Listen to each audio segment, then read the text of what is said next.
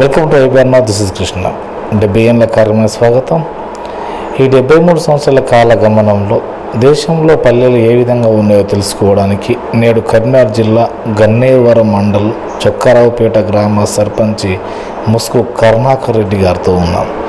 ఈ యొక్క గ్రామం యొక్క విశిష్టత, గ్రామానికి ఏవైతే వనరులు కావాలో వారి మాటల్లోనే తెలుసుకునే ప్రయత్నం చేద్దాం. సార్ నమస్కారం అండి. నమస్తే సార్. సార్ ముందుగా ఇప్పుడు సర్పంచ్గా ఒక 8 మాసాలు అయిపోతుంది కదా, 9 మాసాలు అయిపోతుంది. ఈ 9 మాసాల సర్పంచ్ పదవి ఎలా ఉంది?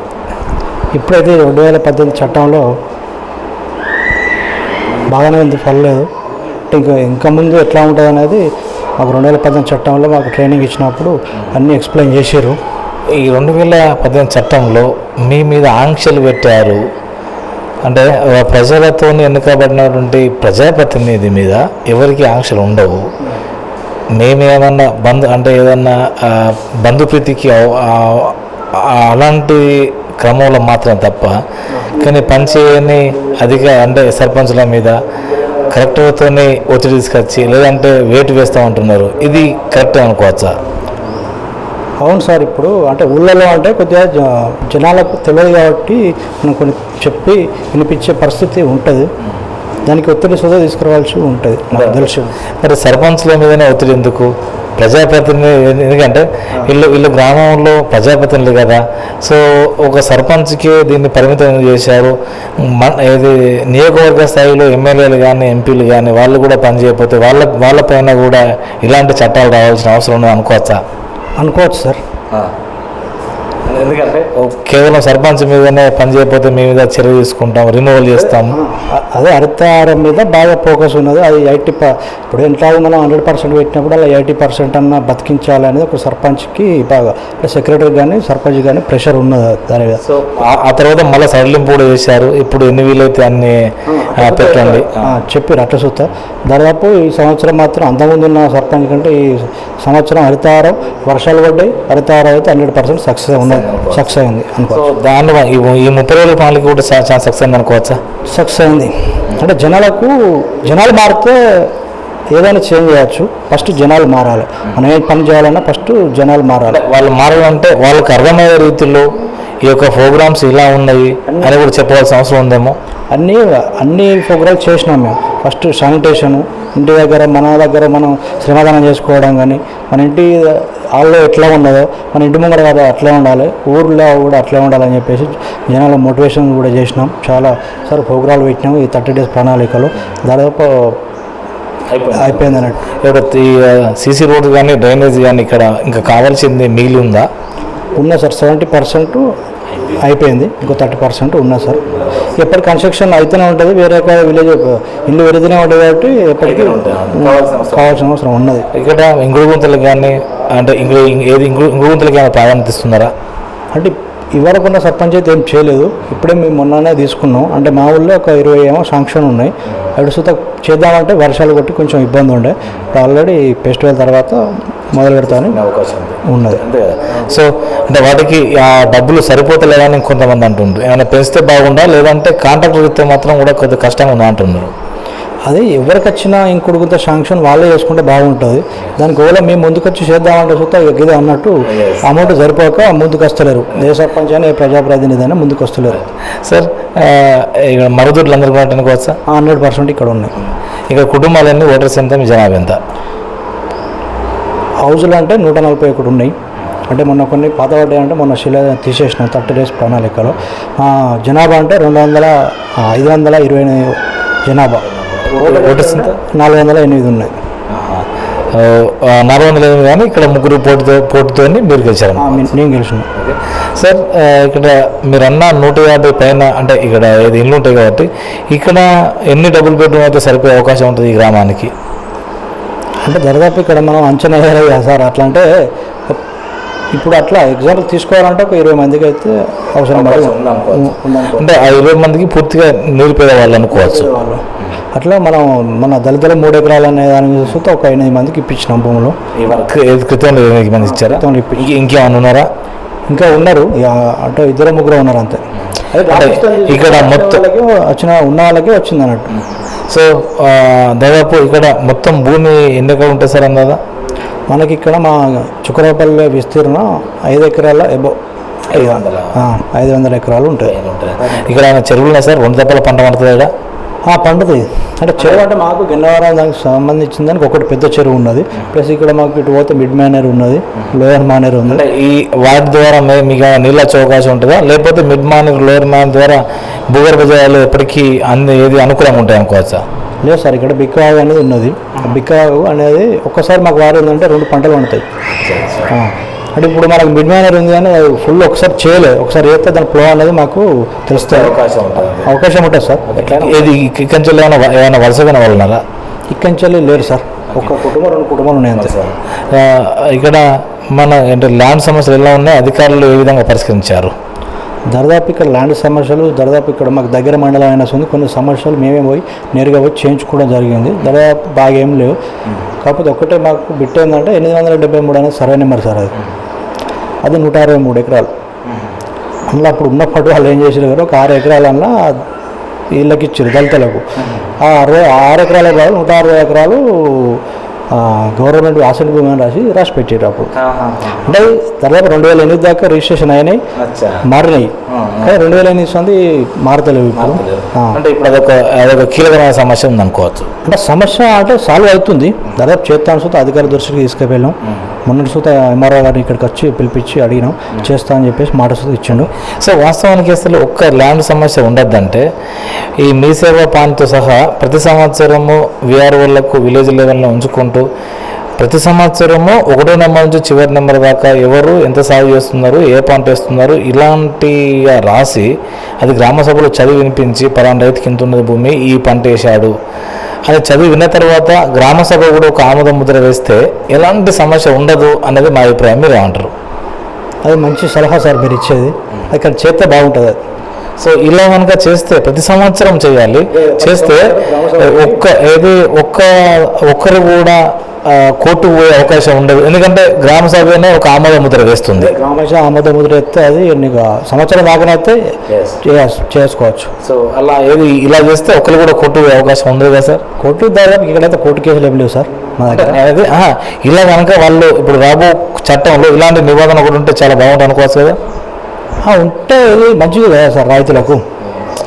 సమస్య అనేది మన ఇక్కడికో పోవని అవసరం లేదు, మన ఏదైనా సమస్యలు ఉంటే మనం ఇక్కడనే తీర్మానం చేసుకుని రాసుకుంటాం కాబట్టి విఆర్ఓ సమక్షంలో వేసుకుంటాం కాబట్టి మనకు ఇబ్బంది ఉండదు అనుకో. సో తర్వాత సార్ ఇక్కడ 2 సెక్టర్ల మీద విద్య వైద్యం మీద పూర్తిగా ప్రజలకు అపనమ్మకం ఉన్నది.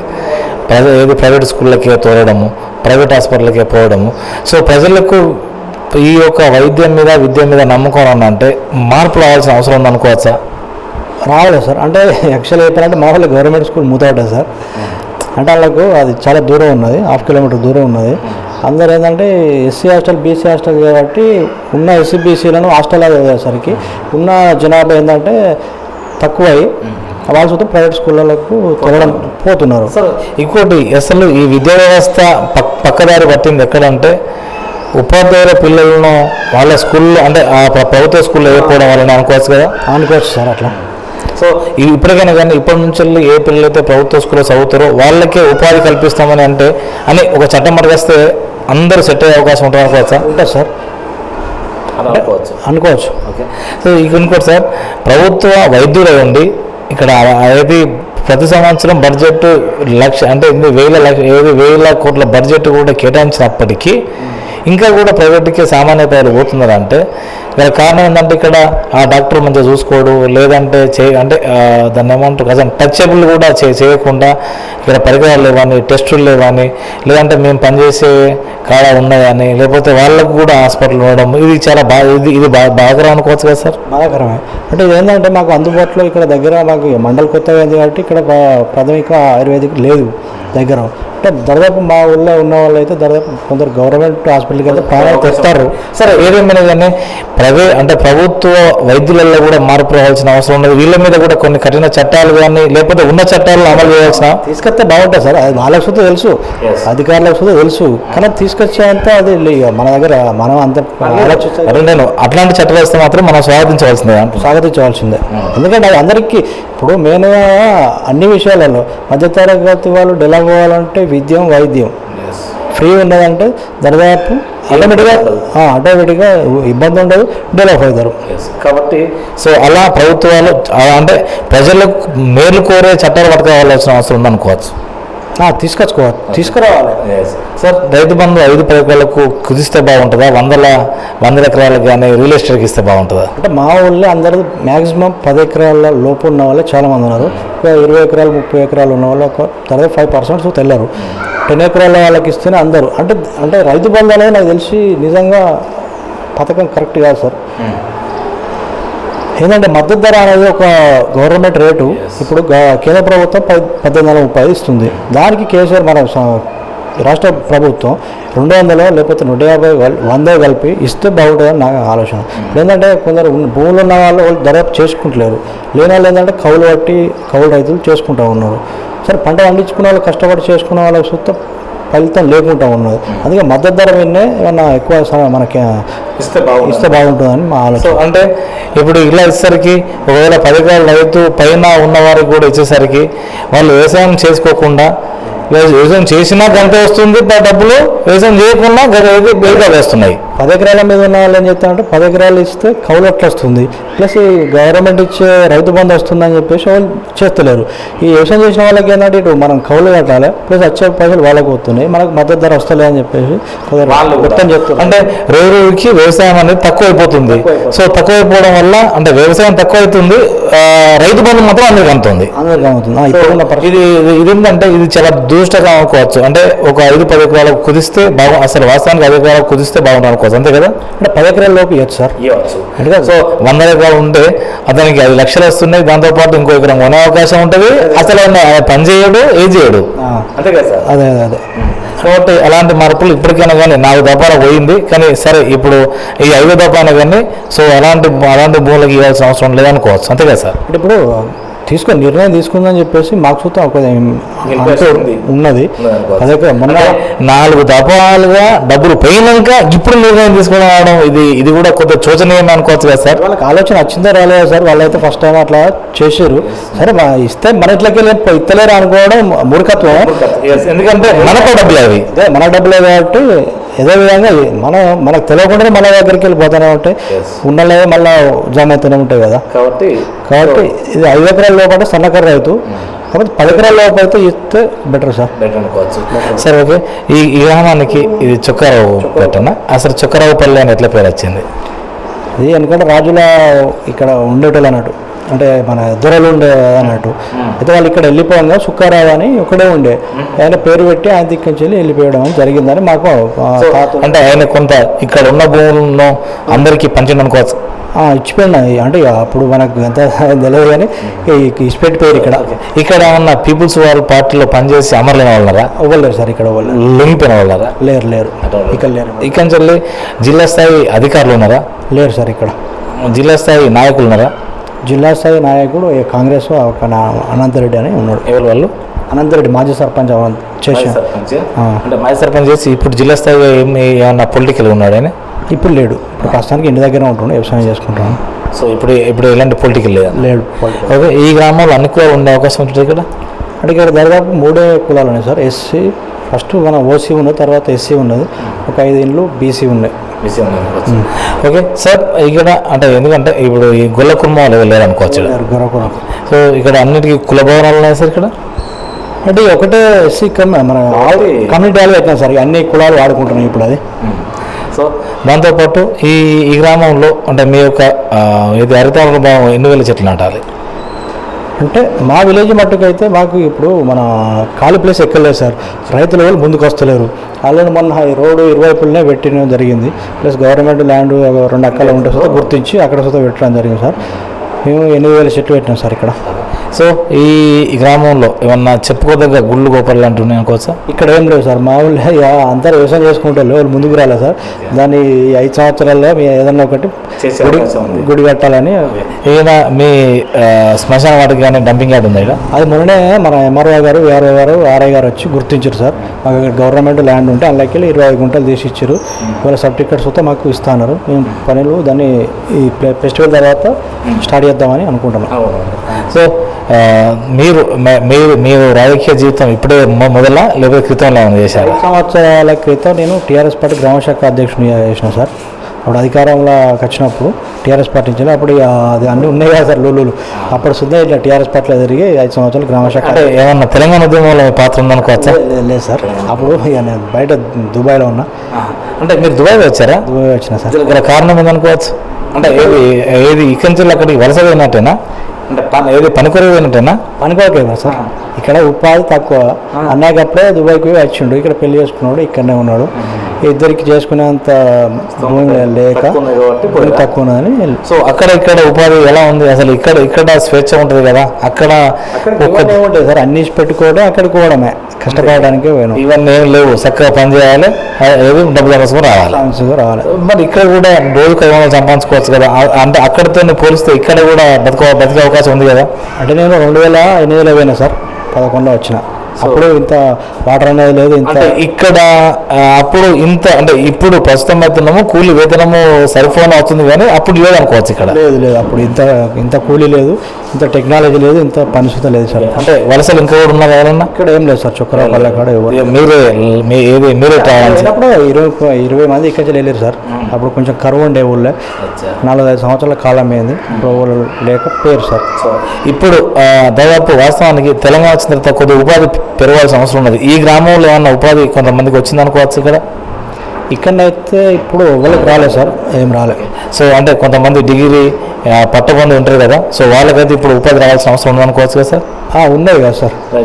ఏది ఇండివిజువల్ స్కీమ్స్ అయినా కానీ వాళ్ళకి పెట్టిస్తే బాగుంటుందేమో కదా సార్. ఇప్పుడంటే ప్రస్తుతానికి ఎక్కడ ఇంత ప్రైవేట్లో జాబ్ చేసుకుంటారు సార్. ఏమైనా గవర్నమెంట్ ఛాన్సెస్ అయితే మాత్రం పెట్టిద్దామని అనుకుంటున్నాను. అంటే అలాంటి అవకాశము ఏమన్నా చూసే అవకాశం ఉందనుకోవచ్చు మీరు? అంటే అనేది ఇండివిజువల్ స్కీమ్స్ వాళ్ళకే డైరెక్ట్గా ప్రభుత్వ స్కీమ్స్ ఏవైతే ఉన్నాయో వాటిని యూనిట్స్ అంటారు కదా, వాళ్ళకు కూడా ఇస్తే సో వాళ్ళు ఆర్థికంగా బలోపేతం అవుతారు కదా అంటారు సార్. ఇప్పుడున్న పరిస్థితి గవర్నమెంట్ అయితే స్కీమ్లు అయితే ఏమి ఇస్తలేదు కదా సార్. అంటే రావాల్సిన అవసరం అయితే ఉంది. ఇంకోటి సార్, మీకు ఎమ్మెల్యే గారు, ఎంపీ గారు? మా ఎమ్మెల్యే రసమయ్య బాలకృష్ణ గారు, ఎంపీ బండి సంజయ్ కుమార్. ఓకే, ఈ ఇద్దరికి తారతమ్యం ఉంది కాబట్టి కొంత. సో మీరు పార్టీలకు అతీతంగా ఎవరితో అవసరం ఉన్నా కానీ నిధులు తెప్పించుకునే అవకాశం ఉందనుకోవచ్చా మీరు? వాళ్ళ ఇక మాకు ఇప్పుడు ఎమ్మెల్యే గారు ఉన్నారు కాబట్టి ఏ విషయంలోనే మేము ఎమ్మెల్యే గారి దగ్గరికే పోతాం. అంటే మనకు సంజయ్ కుమార్ అంటే తెలుసు, కానీ ఇప్పుడు ఉన్న పరిస్థితులు ఇంత పరిచయం లేదు. ఈ రాజకీయంగా ఒకవేళ అవసరం పడితే మాత్రం పోవడం కూడా సిద్ధమే సార్. దానికి ఏం లేదు, పోవడానికి సిద్ధమే. పనులు చేయించుకోవడానికి ముందుకు పోయి చేయించుకోవడమే, అదేం లేదు. మీరు ఇప్పుడు ఎన్నో సర్పంచ్ సార్ ఈ గ్రామానికి? ఈ గ్రామానికి ఇప్పుడు 5వ సర్పంచ్. సో మిగతా 4 మీకు కాస్త తేడా ఉంటుంది అనుకోవచ్చు కదా అభివృద్ధి విషయంలో? అంటే చేస్తే ఉంటుంది సార్. ఇప్పుడు చేయాలి, చేస్తే ఉంటుంది సార్. ఓకే, 30వ పనులకి ఇక్కడ అంటే విజయవంతంగా ఉందనుకోవచ్చా? 100% సార్. మేము ఆ 30 డేస్లో కనీసం మేము ఎటు పోకుండా తెల్లారొచ్చి 7 గంటలకు వచ్చి ఇక్కడ సాయంత్రం 5 గంటల దాకా నాతో పాటు నా పాలకవర్గ సభ్యులు ప్లస్ మాకు ఉన్న సిబ్బందితోటి మా సెక్రటరీ గారు మంచి సహకరించారు. ఈ 30 డేస్ ప్రణాళిక అనేది ఎప్పటికి కంటిన్యూ కావాలని కోరుకుంటున్నాం సార్. 3 నెలలకు ఒక వారం రోజులు పెడితే బాగుంటుంది అనుకోవచ్చు. ఇట్లా అంటే మేము యథావిధిగా కంటిన్యూ చేస్తున్నాం సార్. ఆల్రెడీ వాళ్ళకు మాకు ఉన్న సిబ్బందికి వేతనం పెంచారు కాబట్టి, పెంచుతా అని ఒకటి హామీ ఇచ్చారు కాబట్టి వాళ్ళతో మేము యథావిధిగా మళ్ళీ కంటిన్యూ పని చేపిస్తున్నాం. ఓకే సార్, ఇక్కడ మీరు సిబ్బంది ఎంతమంది అంటారు? ఇప్పుడు ఇక్కడ 4 ఉన్నారు సార్ మాకు. సో పర్వాలేదా వేతనాలు? మొదటి కొద్దిగా చెక్ పవర్ ఇబ్బంది ఉండే? చెక్ పవర్ అంటే మాకు ఉప సర్పంచ్ మావాడేపటికి, అంటే బీజేపీ పార్టీ కానీ మావాడే, మా తమ్ముడే అవుతాడు, మంచిగా సహకరిస్తాడు. అంతమంది ఉప సర్పంచే, మళ్ళీ ఇప్పుడు ఉప సర్పంచే. మనకు తెలియకున్నా కానీ ఆయన చెప్పి మాకు ఏదైనా ఉంటే సలహా ఇస్తాడు. మీరే కాస్త వాళ్ళకు ఉపశమనం కలిగడం మాత్రం అప్పుడు ఇచ్చారు కదా అటు ఇచ్చిన, అప్పుడు నేనే ఇచ్చిన. అది సార్, మీరు సెక్రటరీ కొత్తలో పాతల్లో? అంటే మా సెక్రటరీ అంతకుముందు ఆయన సీనియర్, అంటే గన్నవరం కానీ ఇక్కడ చేసిన సీనియరు. ఆయన కొంచెం హెల్త్ బాగాలేక ఇప్పుడు ఉన్న 2 months సార్ ఇప్పుడు కొత్త ఇన్ఛార్జ్ చేస్తున్నారు. ఇన్ఛార్జి రాజేందర్ అని వస్తుండు. ఓకే సార్, ఇక్కడ దాదాపు ఈ అభివృద్ధి క్రమంలో అంటే ఇక్కడ అంటే నేను ఇక్కడ బీసీ వాళ్ళు లేదన్నారు కదా సరే సార్, ఇక్కడ గుట్టలు లాంటివి ఉన్నాయి ఇక్కడ ఏం లేవు సార్, గుట్టలు ఏం లేవు. ఇక చుట్టూ ఇటు వాగే నీళ్ళే ఉన్నాయి కానీ ఏం లేదు. అంటే ఈ వాగు ఎప్పటికి పోతుంటుంది ఎట్లా? అంటే దొరకప్పుడు మొన్న అంటే వర్ష ప్రభావం ఉన్నప్పుడు మాత్రమే పోతాయి అనుకోవచ్చు. మీద మేడ్ మేనర్ అయింది కాబట్టి ఇప్పుడు తక్కువ అవుతాయి కదా సార్. అంటే మాకు ఎండాకాలం నీళ్ళు లేనప్పుడు చూస్తే మా ఎమ్మెల్యే గారి దగ్గరికి పోతే ఏంటంటే మిడ్ మార్నర్లకి నీళ్ళు ఇప్పిండు మా వ్యవసాయ పట్టాలకి. సార్ ఈ వాగులోంచి వెళ్ళి అంటే కట్ట ఉంది అంటే మనకు ఏదో చిన్న రొడ్డ ఉంది కదా, అలా కాకుండా దాన్ని కొద్దిగా ఏమన్నా బ్రిడ్జ్ చేస్తే బాగుంటుంది అనుకోవచ్చా రాకపోకలకు? అది కళలు అంటున్నాం సార్ కావాలని. కళల్లో సాధ్యం అవుతుందా మరి కళల్లో ఉండిపోతుందో తెలియదు, కానీ దాని గురించి చెప్తే చేస్తున్నాం సార్. అంటే ఇంకోటి సార్, దాదాపు కర్ణాటక అంటే మీకు దారి అతి సులువుగా ఉందా అనుకోవచ్చా? ఏదన్నా డబ్బులు ఉందా అనుకోవచ్చు ఇక్కడి నుంచి? అంటే ఇప్పుడు ఇక్కడి నుంచి వెళ్ళి మాకు ఇట్లా వెంకటరాపల్లి నుంచి వెళ్ళిపోతే 30 కిలోమీటర్స్ వస్తుంది సార్, ఇట్లా గుండ్లపల్లికి వెళ్ళిపోతే 45 వస్తుంది. కాబట్టి సో అంటే ఇప్పుడు ఏది ఇప్పటికైనా కానీ సులువైన మార్గం ఏది ఉందో అది డబ్బులు కావాల్సిన అవసరం ఉందనుకోవచ్చు. అంటే ఇక్కడ పొత్తులు పోతే మాకు డబ్బులు కూడా సార్, ఇది పొత్తూరు కాబట్టి బహుపడి దగ్గరనే కొంచెం ఇబ్బంది ఉన్నా సార్, దాని చుట్టూ కొద్దిగా పనులు వేగవంతం చేస్తున్నారు మరి బహుపెట్టు. సరే సార్, ఏదేమైనా కానీ రానున్న 4 సంవత్సరాల కాలంలో పూర్తిగా ఇక దాదాపు సంవత్సరం దగ్గర వస్తాను అనుకుంటుంది, అందరికీ అందుబాటులో ఉండి ప్రజాసేవల్లో అందరికీ అంటే ఎలాంటి సమస్య ఉన్నా కానీ ముందుండే అవకాశం ఉందనుకోవచ్చు కదా సార్? వచ్చిందే ఎందుకు సార్, నేను ఇక్కడికి వచ్చిందే ఈ సీట్లకు వచ్చిందే ఈ పంచాయతీలకు వచ్చిందే ఎందుకు సార్, ప్రజాసేవ చేయడానికి 5 సంవత్సరాలు అందుకు వచ్చిన సార్ ముందుకు. సో మీ గ్రామ ప్రజలకు మీరు ఇచ్చే సందేశం ఇంకోటి, ఇక్కడ ఏమైనా కోఆప్షన్ సభ్యులు పెట్టుకున్నారు ఆల్రెడీ? పెట్టుకున్నాం సార్. సో కొంత సీనియర్ డోనర్ కూడా డోనర్ పెట్టుకున్నాం. అంటే ఇంకో మహిళా సంఘం సభ్యులు కాస్త పర్వాలేదా, వాళ్ళ యొక్క సలహాలు సూచనలు పాటిస్తున్నారు అనుకోవచ్చా? వాళ్ళు యథావిధిగా ఇప్పుడు మా గ్రామ ప్రజలు ఎట్లా చెప్పుకున్నారు ఆ క్యాజువల్ అట్లా వచ్చి కూర్చుంటారు, ఏదైనా ఉంటే వాళ్ళే చెప్తారు సార్, నేనేమంటే వాళ్ళకి చెప్తా, తెలియకుండా వాళ్ళు చెప్తారు, నేను తెలుసుకుంటాను. ఓకే. సో మీ ప్రజలకు మీరు ఇచ్చే సందేశం అంటే ఈ 5 సంవత్సరాల కాలంలో అంటే ఇంతకుముందు ఉన్న సర్పంచ్ చేసిండు, చేయలే అనేది కాదు, కాకపోతే ఇక మన అసలు ఆదర్శ గ్రామంగా తీసుకోవాలనుకుంటున్నాను చొక్కరాబాలను. కాబట్టి అందరికీ అందుబాటులో ఉండి అన్ని సేవలు చేసుకుంటూ 5 సంవత్సరాల కాలం ఉంటున్నాను. సో ఇదండి మన గ్రామ సర్పంచ్ గారు ఇచ్చినటువంటి సందేశము. మా గ్రామ ప్రజలు ఇలాంటి నమ్మకంతోనైతే నాకు ఓటేసి గెలిపించారు, ఆ నమ్మకాన్ని వమ్ చేయకుండా అందరికీ అందుబాటులో ఉంటా అంటున్నాడు కరుణాకర్ రెడ్డి గారు. సో అదేవిధంగా ఈ గ్రామానికి ఎలాంటి నిధులు అంటే ఒక్కోసారి మనం ఇందాక ఒక చర్చ జరిగింది కదా, ఈ గ్రామం ఏం డెవలప్మెంట్ కావాలని కానీ అది బడ్జెట్తో కూడుకున్నది. కాబట్టి అటు అధికారులు కానీ ఇటు ప్రజాప్రతినిధులు కానీ తగిన బడ్జెట్ కనుక కేటాయిస్తే ఆటోమేటిక్గా గ్రామ సర్పంచులు ఈ గ్రామాన్ని ఉత్తమ గ్రామ పంచాయతీగా తీర్చడానికి సిద్ధంగా ఉన్నారు. కాబట్టి అలా అధికారులు కానీ ఇటు ప్రజాప్రతినిధులు కానీ తగిన బడ్జెట్ కేటాయించి రానున్న 4.5 సంవత్సరాల కాలంలో పూర్తిగా అభివృద్ధి చేయాల్సిన అవసరం ఉందని IBR NOW బలంగా నమ్ముతుంది. ఇందాక ఒక 2-3 సూచనలు కూడా ఇచ్చారు మనకు. అది రైతు బంధు అయితేంది, అది రెవెన్యూ వ్యవస్థ అయితేంది, అది విద్య వైద్యం కూడా, ఇలాంటి వాటికి చట్టాలు ఆ తీరుగా ఆయా అంటే ప్రజలకు సౌకర్యవంతమైనటువంటి చట్టాలు అధికారులపైన చర్యలు తీసుకోవాలి, ప్రజలకు మేలు జరిగే చట్టాలు రావాల్సిన కూడా కోరుకుంటున్నాడు. అదేవిధంగా నేను రావడమే ప్రజలకు మేలు చేయడం, ప్రజలకు సేవ చేయడం, కాబట్టి నేను చేసే పనే అది. కాబట్టి తప్పకుండా ఈ రానున్న 4.5 సంవత్సరాల కాలంలో అందరికీ అందుబాటులో ఉంటూ నా యొక్క అంటే ప్రజలకు దాదాపు ఎలాంటి సమస్య ఉన్నా కానీ అది మాత్రం పరిష్కరిస్తూ ఉంటున్నారు. సో వారు కోరుకున్నట్టుగానే పూర్తిగా ఈ రానున్న 4 సంవత్సరాల కాలంలో పూర్తిగా ఈ గ్రామం యొక్క రూపురేఖలు మార్చవలసిన అవసరం ఉన్నది, అలా మారుస్తూ ఉంటున్నాడు. ఇదే ఈ యొక్క సారాంశం. 70 ఏళ్ళు అంటే ఈ 73 సంవత్సరాల కాలగమనంలో ఇక్కడ ఉన్నాం. ఇంకా కూడా పెంకుడు గుణాలు అంటే మీన్స్ ఏది పెంక గుణాలతోని మట్టి గుణాలతో ఉన్న ఇండ్లు ఉన్నాయి. దాదాపు ఒక 20 ఇండ్లు దాకా కూడా పట్టవలసిన అవసరం ఉన్నది. కొంతమందికి ఏది మురకాల భూమి కూడా ఇవ్వాల్సిన అవసరం ఉన్నది. కాబట్టి సో రానున్న కాలంలో వారి యొక్క ఆశలు నిర్వీర్యం కాకుండా అటు అధికారులు పాటిస్తామని చూద్దాం. ఈ గ్రామానికి లింక్ రోడ్స్ ఏవైతే ఉన్నాయో సో అది ఒకటి ఇక్కడ రొడ్డాం ఉంది, ఏమన్నా వాగు వస్తే మాత్రం నీళ్ళు కూడా కొంత అంతరాయం జరిగే అవకాశం ఉంది 1-2 డేస్.